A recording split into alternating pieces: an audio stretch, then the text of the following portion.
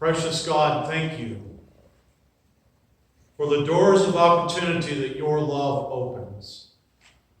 We're all on journeys, God, and we travel different roads in search for an answer. We're blessed with the reality and the knowledge to know that Jesus Christ is the answer. And today, God, as we explore this life of Zacchaeus, we ask for you to show us not just the journeys that we are on, but your presence with us on that journey. Be real, be the words. Nothing happens unless it's sparked by you. Amen. Amen. I had a great time this week. I went over and practiced music at somebody's house who I won't say Ann's name. But I realized something. I have been playing music for about 20-some years, playing my guitar for a good while. And I found in my life that I had avoided certain songs because they had certain chordal patterns in it. And I became very comfortable finding songs that I liked written in keys that I could play, while that I also excluded myself from the growth of learning some new chords and playing some new chords and hearing the songs the way that the musicians play them on the records, and not just the way that it fits because I don't know all the chords. So me and B7 have been really good friends since Wednesday. But just working through that and laying it out, everything has a place of importance. And we kind of can find ourselves in two different ways. We can become the people that sit and exist in one place where we're comfortable and keep it that way and manipulate everything else to make it fit into the place where that we're comfortable, like I have over the years with every song that I've ever played on my guitar. Or we can go to a dear friend's house and spend some time and promise to come back the next week and spend more time and learn some new chords, hear some new chordal structures, and begin to hear the songs the way that the Creator created. I want us to think about that concept as we look at this life of Zacchaeus. Zacchaeus lived a life that was comfortable for Zacchaeus. Zacchaeus had the ability to manipulate life in such a way that it remained comfortable for Zacchaeus. Until one day, he was inspired to see the Creator, and because of that inspiration, was inspired to see the world through another set of eyes, interact with culture in the way that the Creator had intended, and then begin to play some music that sounded right because all the important chords were in place to make the song beautiful. There's a phrase that Ann said last week when we were playing. We're practicing to do some songs during Advent. And I'm really excited to have that. The songs that Ann and I do will be a part of the sermons through Advent. And we're playing through, and I'm finally getting my place in, and I'm feeling good about it, and just stop. That doesn't sound right. Sounds good to me. No. It's amazing the necessity of having an outside set of ears. The necessity of an outside set of ears that is willing to hear what's actually there and not hear what the performer wants to hear. It's a challenge and it's a beauty. So thank you. And I hope that the next few weeks of our practices isn't too stressful for you. Because our first week has been very fruitful for me. Let's use this concept of really seeing and hearing what's actually there and taking the reality of what should be and putting it in place so that the greater song can have all the chords played in the right spots and the song has a more fruitful, rich tone because everything has a place within it. When I was a kid, I loved the Zacchaeus song. Do you remember singing the Zacchaeus song in Sunday school? Zacchaeus was a wee little man, and a wee little man was he. He came to town to see the Lord, and then he climbed up in the sycamore tree. A beautiful, beautiful song. And I kind of had this lovely connection to Zacchaeus because in this children's song you see a very loving tone take place for a person that wants to have a connection with Jesus Christ. He's small. He's limited. He has things that holds him back. But he has this desire to see Jesus Christ.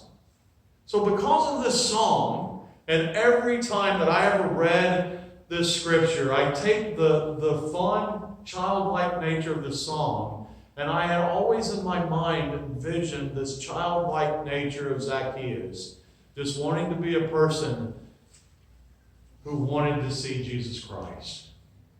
Then something happens, and I was warned this from my pastor friends before I went to seminary. They told me very quickly, when you go to seminary, you're not going to like the Bible that much anymore. Because there becomes this challenge of actually seeing what's happening in the full prospect of the Scripture. I can take the one tonal pattern of celebrating Zacchaeus in the song that I sang as a kid, but when I start to put the other chords and the other tonal patterns into the music of Zacchaeus' life, based on his culture, his heritage, his reality, it's a way different song than the song I sang as a child. I want to talk with you for a moment about some of the limitations that Zacchaeus both lived with and created for himself. I want you to think about Zacchaeus the tax collector and what that means in that time period of Zacchaeus' life. First, Zacchaeus being a Jewish person and being a tax collector, he has pledged an oath to follow the rules of Rome. He's promised to follow the standards of the people who are actually oppressing his culture. He's made a promise to give them what they've asked for in return for his work and services they pay him. Zacchaeus exists in being a person who remains unfaithful to the song that he was born into because of the pattern that he chose to follow in his career and profession. I want us to think about that in the life of Zacchaeus, and I want you to kind of wrestle with that in your hearts the way that I did this past week, looking at the reality who Zacchaeus was. There were things that Zacchaeus did that, as I shared earlier, when I used to look for songs and I only looked for the songs that had the chords that I could play, you exist in this place of comfort, and you don't have to change that way until that you're pushed and motivated to see that the song can be better. Zacchaeus' life was set. Zacchaeus, being a tax collector, had a set amount of money that Rome was expecting him to come back, which didn't always equal to the amount of money that he asked for when he collected it. So he had the opportunity to live a really lush and luxurious lifestyle because he had the opportunity to be the collector, and he had the money he asked for, and he had the money that Rome was waiting for, even though that money didn't always add up. That was the pattern of the life that he created for himself, to be comfortable and to have a place of comfort in his life. There's so many ways that we deal with that in our reality. And we are all good-hearted people, and trust me, by the end of this service, I will make Zacchaeus for you again, the good-hearted soul that we sang about in Sunday school. But we all live within these structures and ideas. We live within a reality that sometimes we are called towards responsibilities that we ourselves don't agree with. And we either decide to live a very comfortable life and the standards that we create ourselves, and we can make things the way we want them to be and follow the rules, or we take very bold steps and do something different that makes the song more rich and beautiful because all of the chords have a place in the song. I want to share with you a Zacchaeus challenge that happened this past week in the life of what we know as the United Methodist Church. This past week, all of the bishops in the United Methodist Church met in Lake Junaluska, North Carolina. And I wanted to share with you a challenge. If you ever in your life have a chance to go to the Lake Junaluska Retreat Center in North Carolina, go there. It is beautiful. You will have the opportunity to sit in God's creation and see everything that God has in store for our lives, from our faith to the beautiful trees and the lakeside property. It's beautiful. And over the years in Lake Junaluska, so many decisions have been made, and so many things have been challenged, and so many things have been put in place. And it is just a place of beauty and hope, with the challenge of making sure that every chord and every note has a place in the greater song of God's love. An event like that happened last week. Last week, as all the bishops of the United States met together, the bishops of the Western jurisdiction met and had conversations of what it means to make sure that every chord is playing in the song of the love of the Lord Jesus Christ. This past week, all the bishops were meeting together to talk about what the future lies for what we know as the United Methodist Church. They met together to talk about the future of what could be known as the United Methodist Church. They've talked about the ways to split property and to split funds, and they've talked about ways that we exist as people trying to share faith with the greater world. In that time, the bishops of the Western jurisdiction began to see something that Zacchaeus in his life is revealed. See, Zacchaeus lived by the rules and the laws, but he also had a desire to see Jesus Christ. And there comes this moment in Zacchaeus' life that he decides that it is more important to see Christ than to live to the rules and the restrictions that the rules create. I want you again to think about Zacchaeus. There's no way that Zacchaeus was a popular character in the towns that he went to. And Zacchaeus decided to step into the places of fear and worry so that he could see Jesus Christ. Zacchaeus was a person that everyone knew that he took advantage of others. And everyone knew that he was pocketing the extra. And Zacchaeus still had a desire to see Jesus Christ, even though the potential, the repercussions of him going to see Jesus Christ. Zacchaeus makes an example and makes an idea, and he lives to a hope that he wants to see Jesus Christ. Over the last month and today, we have been talking about justifying grace. And justifying graces are the places that we intentionally turn to look for Jesus Christ, respond to Jesus Christ, and to see Christ in very unique ways. Christ has already done all the actions that need to be done, except we have a place of responding to those actions and making them our own. Zacchaeus is in this moment.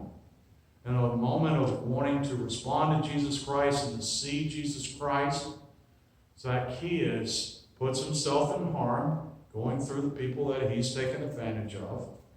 Zacchaeus puts himself in harm, being the tax collector that nobody wants to come to their house, so that he can see Christ. He makes a decision, and even though that he knows that decision won't be popular, the results of him being there will reap rewards. Last week in Lake Junaluska, the bishops of the Western jurisdiction kind of had that moment where that they proclaimed to the other bishops in the United States, the 5 bishops of the Western jurisdiction, that the Western jurisdiction will become what is known as when you preach from memory, you forget stuff. No, it's not reconciling, that's the word. It's a sanctuary jurisdiction, thank you. A sanctuary jurisdiction. And here's what that proclamation says. We, as a sanctuary jurisdiction, will allow and acknowledge LGBTQ pastors, and there will not be repercussions for pastors who perform LGBTQ weddings. That was a statement that they made. That response is not easy because there's fear in that response.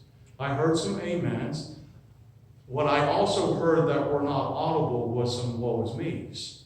Because we live in a culture where that we're not of one accord on everything. And I hear the woe is me's just as loud as the amens. I want you to look at the life of Zacchaeus as we weigh out the woe is me's and the amens. If you look at the beginning of Zacchaeus' life, before that he has this point of interaction with Jesus Christ, everything was about Zacchaeus. And everything was about making Zacchaeus comfortable. His actions of being a tax collector, his actions of having more, his actions of acting against his own culture. Everything was about Zacchaeus. Then Zacchaeus takes this moment that he actively tries to respond to Jesus Christ. He goes, and I always think about him being this wee little man trying to climb the sycamore tree. I'm 5'8". I cannot climb a tree. And if Zacchaeus is smaller than I am, he's not only putting himself in physical harm with all these people that don't like him, he's putting himself in physical harm because he's going to fall out of that tree. But he puts himself in those places because he has one desire, to see Jesus Christ. And what happens to Zacchaeus after he sees Jesus Christ? He sees Christ and he responds, and what is the first thing he does? He promises to give back to everyone what he took away. His life no longer focuses on what benefits Zacchaeus, and it becomes a life that benefits other people. When I hear the amens and the woe is me's, I hear one thing. I love Jesus Christ. What does this mean? That's what I hear. And what I have been able to celebrate as a pastor in North Coast United Methodist Church for the last 2 years is we will have moments, we have had moments, and we will have more moments that we sit in the same room and some people say amen and some people say woe is me, but we will always have the desire to climb the sycamore tree and see Jesus Christ.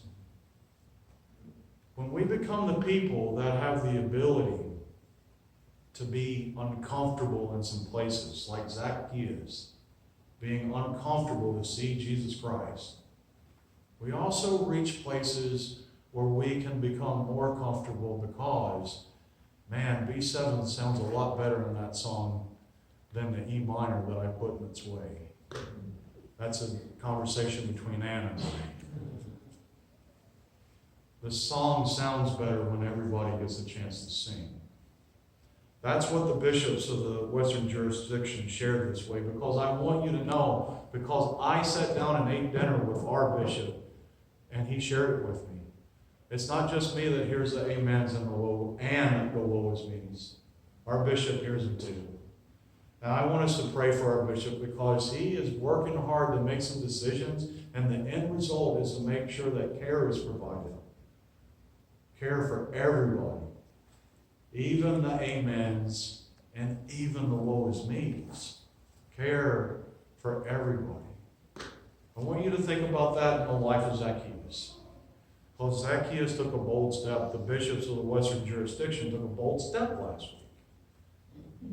And working through honoring the amens and the woe is me's, working towards a place where dear friends can find the redemptive promise of Jesus Christ. How did the others react to Zacchaeus? They only knew what they knew about Zacchaeus. And when you only know something and you only know what you have, the fear within that situation blinds the reality. The fear in that situation blinds the potential.